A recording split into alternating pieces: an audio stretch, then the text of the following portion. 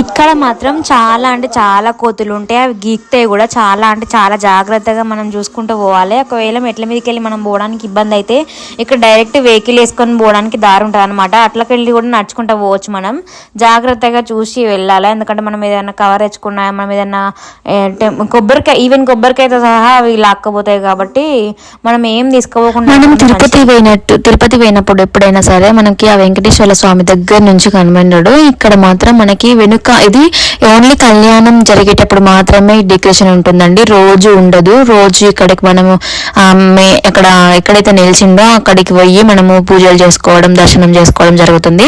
మనం ఎప్పుడైనా సాటర్డేస్ వెళ్ళాలనుకుంటే అరే నేను స్వామివారి కళ్యాణం చూస్తే నాకు మంచిగా అనిపిస్తుంది అని అనిపిస్తే మాత్రమే మీరు ఎవ్రీ సాటర్డే వెళ్ళండి. అంటే సాటర్డే వెళ్తే మీకు మంచి జరుగుతుంది అనమాట. అన్ని మొత్తం అనిపిస్తాయి. ఇంకా స్వామివారి కళ్యాణం ఎట్లా జరుగుతుంది, అయ్యగారు కూడా ఎక్స్ప్లెనేషన్ చాలా అంటే చాలా మంచిగా ఇస్తారు.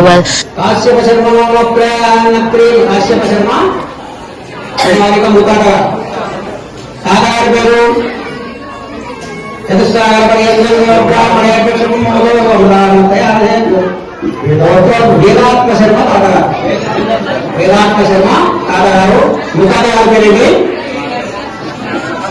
కాశ్యప శర్మ ముఖాదగారు, వేదాత్మ శర్మ తాతగారు. తండ్రి పేరు గోదావరి. అందరికీ